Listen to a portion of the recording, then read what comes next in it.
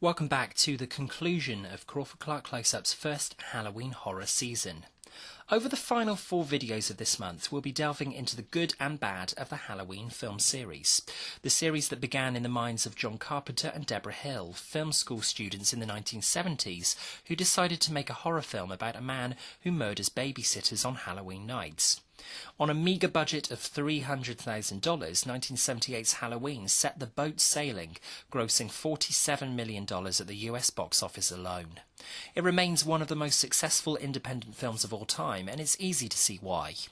With a series of short films under his belt prior to the making of this seminal film, as well as 1974's Dark Star and 76's Assault on Precinct 13, Carpenter was a bold choice for the studio, but it paid off from the very opening titles and sequence. Carpenter puts his name on Halloween from the chilling 5/4 beat piano motif that opens the film over the orange text on black close-up of a pumpkin. The Halloween theme is one of the most instantly recognisable horror film themes of all time. From here, we launch into a panoramic glide around a house with a first-person POV as the lights are extinguished as 2 teenagers go upstairs to make love. Someone is watching from outside and silently makes their way into the house, picks up a large kitchen knife from the kitchen drawer and makes their way upstairs. The killer adorns a small clown mask and stabs the young woman in her bedroom as Carpenter's ominous score swells and the killer emerges from the house to be unmasked by his shocked parents arriving home. We look into the face of a confused 6-year-old Michael Myers.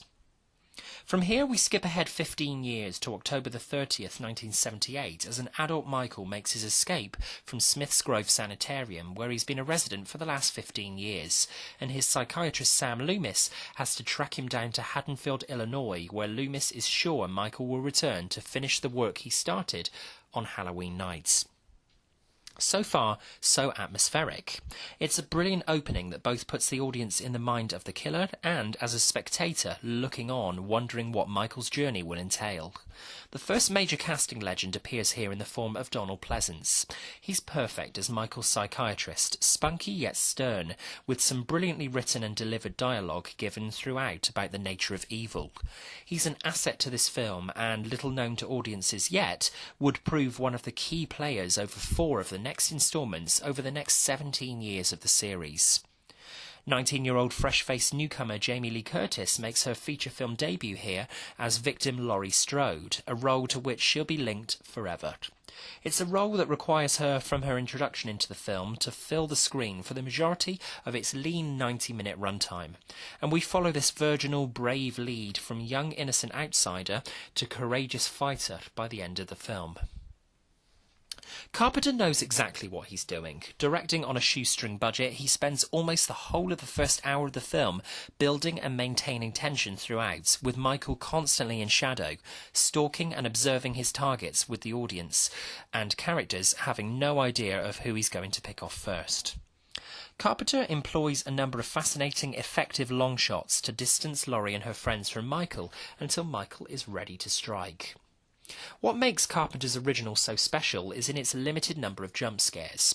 When you get a scare in the first Halloween film, it's earned, and it's genuine. Laurie and the audience jump simultaneously when something as innocuous as Sheriff Brackett bumps into Laurie in the middle of the street, claiming innocently, "It's Halloween. I guess everyone's entitled to one good scare." We have to wait an almost excruciating amount of time before we get another good scare, and before we and Laurie get our first full-body glimpse of Michael Myers, complete in overalls and white mask. It's not in the middle of a dark alley, as you might expect from most horror icons, but in daylight from outside of Laurie's classroom window. It's a brilliant inversion that keeps us on the edge of our seat.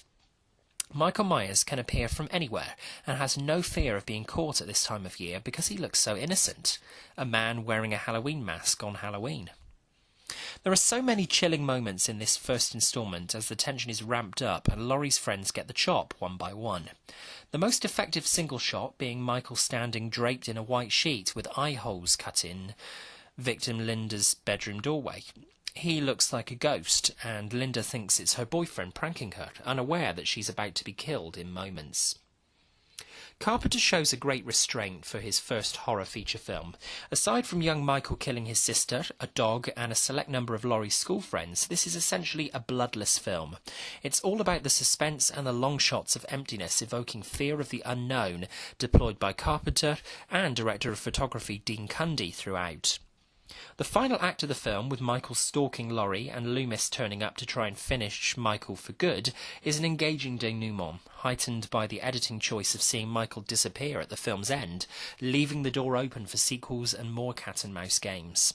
After all, you can't kill the boogeyman. John Carpenter's Halloween is obviously a groundbreaking model of the slasher genre. It arrived before the teen horrors of Friday the 13th and Nightmare on Elm Street in the 1980s, and set the bar high from the outset. From Crawford-Clark Close-Up, it's...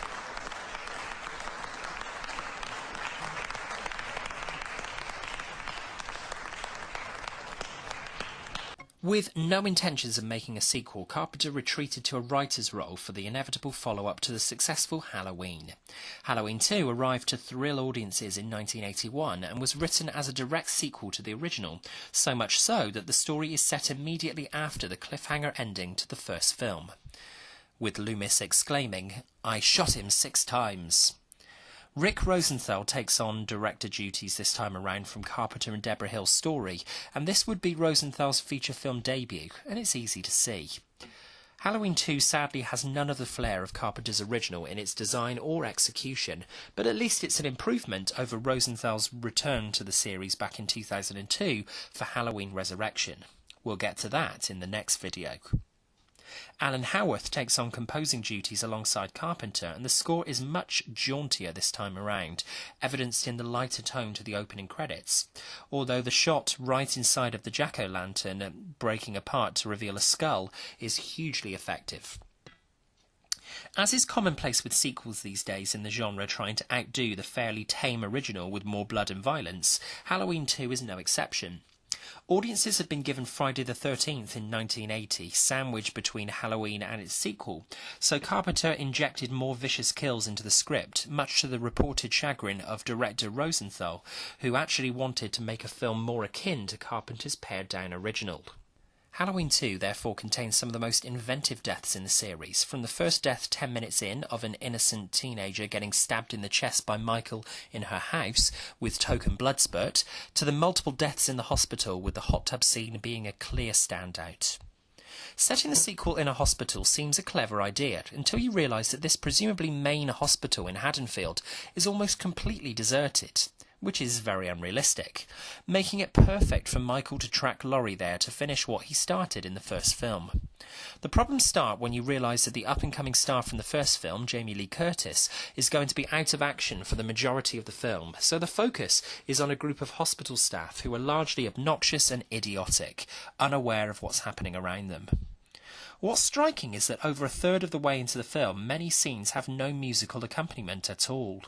The premise of a creepy, deserted hospital at night with a killer on a murderous rampage is intriguing, but the execution is spectacularly dull.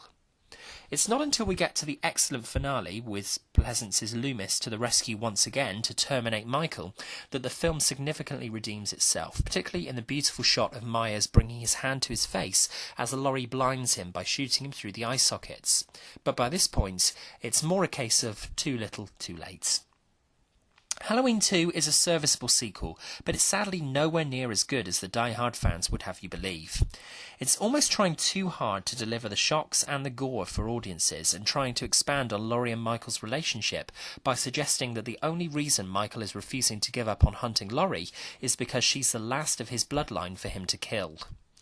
Michael is as intimidating, if not more so, than in the previous film, though he looks stockier, as this time around it's the film's stunt coordinator Dick Warlock inhabiting the shape, rather than the superior Nick Castle. Ultimately, it's a decidedly mixed bag for the series' first sequel, never coming close enough to emulating the brilliance of its superior predecessor. From Crawford-Clark Close-Up. Take a chance on me. Sorry. By the early 1980s, with the release of Halloween 2, Carpenter had the idea of finishing Michael's reign of terror and beginning an anthology of horror-themed films with a different story per film. This idea would turn out to be short-lived due to poorer box office returns, but ironically 1982's Halloween 3 Season of the Witch, without having the baggage of Michael Myers, is one of the best sequels in the series. One more day till Halloween, Halloween, Halloween. One more day till Halloween, Silver Shamrock. Call it irritating, but it's one of the most chilling musical motifs in the series when you consider its context in this narrative. We follow the week leading up to Halloween as the daughter of a dead man who uncovers a conspiracy about a toy manufacturing company and a doctor try to halt the plans of said company from wiping out children across the globe with their engineered Halloween masks. It doesn't scream brilliant horror, but it's all in the execution.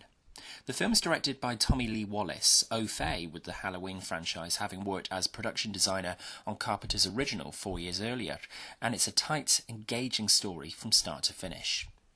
The film doesn't hold back on the gore. The first death of the film takes place once again in a hospital, as a silent assassin pulls apart the skull of a man whilst wearing his black gloves. The assassin then proceeds to set himself alight out in the car park to remove any trace of the murder. We move from Northern California to sleepy, self-contained town Santa Mira, where the residents all watch Tom Atkins' Dr. Chalice and Stacey Nelkin's Ellie as they race against time before Halloween to uncover exactly what's going on with Conal Cochran's Silver Shamrock. Despite the film's made-for-TV feel, this is a great improvement over the actual Halloween 2, directed with more precision and flair. Dan O'Herlihy's Conal Cochran and his plan to wipe out children who've purchased his range of Halloween masks because the world has forgotten the real mythology and spirit behind Halloween because it's become too commercialised is a sadistic concept, and it's perfectly executed, down to the terrifying moment where Dr. Chalice watches on in despair, as do the audience, unable to prevent Cochran from killing a family of guinea pigs, testing the effects of the commercial and the Halloween masks. A child suffers a horrific death as the mask envelops his face with snakes and bugs protruding from the mask. It's this merciless killing of a child in such a nonchalant manner that sets the scene apart from almost anything else in the Halloween sequels to come. It's the grisly highlight of the film and demonstrates the devastation this company can bring if they're not stopped. The decision to end the film on a cliffhanger, with the audience unaware of whether Dr. Chalice has prevented the deaths of millions of children across the world in time, is brilliantly effective and caps off a superb entry in the canon. Couple this with a far improved hypnotic score from returning composing duo John Carpenter and Alan Howarth, and you've got a really great Halloween sequel that doesn't have to be bogged down in Myers mythology to be effective. We say... Alrighty then. After box office receipts for Season of the Witch proved disappointing, the decision was made to resurrect Michael Myers from the ashes on the 10th anniversary of Carpenter's original film with the appropriately titled Halloween 4: The Return of Michael Myers. Gone is John Carpenter as writer, to be replaced by 4 different screenwriters, and in some cases it shows. Halloween 4 is a frustrating experience. It's brilliant in places and shows why audiences needed Michael Myers back in the franchise, but when things go wrong, they're incredibly dull. Gone is Jamie Lee Curtis, the character being quickly written off in favour of bringing in young newcomer Danielle Harris as this film's lead protagonist, and daughter of the late Laurie Strode, who has now been adopted by the Carruthers family and feels like the black sheep of the family. She is aware of her background and of the boogeyman, and has been having nightmares of Michael Myers coming after her. Meanwhile, Michael is being transferred from one hospital to another after the film's evocative main titles, and quickly proceeds to resurrect his reign of terror by disabling the ambulance crew en route. Donald Pleasance's scarred Dr. Loomis survived the events of Halloween 2, apparently, and returns to Haddonfield to prepare the residents and the police force for a potential repeat of Halloween Night a decade earlier. So far, director Dwight H. Little and cinematographer Peter Collister have given us a genuinely creepy, atmospheric opening. It's a shame, therefore, that when we see George P. Wilbur's Michael Myers and his awful porcelain-looking white mask, all the grisly effect of Myers from the first 2 films has dissipated. This film does try to emulate the original in building up suspense and tension around the dark streets and alleyways on Halloween night, largely keeping Myers in shadow, picking off random people, and this aspect of the film works very well, but for the most part the biggest problem is that nothing much of note happens in this narrative. It's 7 years since we've had a Myers film, and it makes you wonder whether we really required a return for this character. The standout character in this film is obviously Jamie Lloyd. At 10 years old, during the making of the film, Danielle Harris gives a brilliant child performance. She carries the film and is particularly effective in her stronger character moments towards the end of the film. That chilling parting shot is one of the best in the series. If only the studio had decided to continue down this road with the inevitable sequel. This was the jolt that this largely somnambular film needed at the end to keep audiences returning for further Halloween sequels. From Crawford-Clark Close-Up. Take a chance on me. Sorry. As we near the end of part 1 of our Halloween series retrospective, we move on to the film that's widely regarded as one of the weakest in the canon, Halloween 5, The Revenge of Michael Myers. On release in 1989, the film was rushed out due to demand from the studio to keep audience interest in the adventures of Michael Myers alight. No sooner had Halloween 4 wrapped production than some of the Halloween 4's cast and newcomers jumped on board the sequel. Donald Pleasance returns for the paycheck, Ellie Cornell returns for an all-too-brief reprisal of Jamie Lloyd's stepsister Rachel, another of Halloween 4's more likeable characters, and Danielle Harris is reduced to a mute for the most part of the film, in a move not all too dissimilar to Jamie Lee Curtis's diminished role in Halloween 2. Harris still impresses with the amount she has to do as an 11-year-old actress, but the film as a whole is one of the blandest in the canon. Swiss independent film director Dominique Othenin-Girard helms Halloween 5, and at only his second feature film, it's a mixed bag. The film begins with promise, with ominous opening credits that are plain and straightforward, yet effective, with the stabbing and slicing of a large knife that we eventually realise is carving a jack-o'-lantern, accompanied by Alan Howarth's score, before we get an opening scene that tries to convince audiences that Myers would have survived the attack on him at the end of Halloween 4 to be able to float downstream before getting blown to bits by the town sheriffs. Michael finds his way into the log cabin of a hermit before we cut to a year later with Jamie Lloyd in an institute, having a flashback to that final moment from the previous film and having a telekinetic connection with Myers as Myers regains his strength, kills the hermit and adorns an entirely different looking mask from the fourth film before making his way back to Haddonfield to continue his work.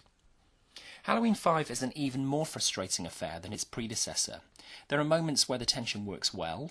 The irritating new character Tina steps into a car with her boyfriend wearing a creepy mask, unaware that she's sat next to Myers, and a brilliantly conceived sequence with Jamie Lloyd trying to scramble up the laundry chute in Myers' old family home to try and evade capture from Michael, in contrast to the stupid decisions like placing silly sound effects over the police officer's scene to emphasise how pathetic the police force are and completely ruining otherwise tense sequences. For the most part, even the kills in this film feel uninspired, and Robert Draper's cinematography is bland, to say the least.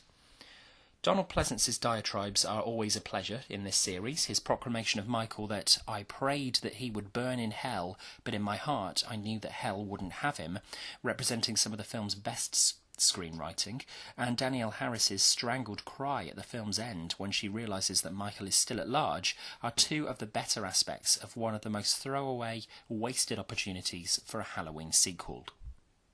From Crawford-Clark Close-Up.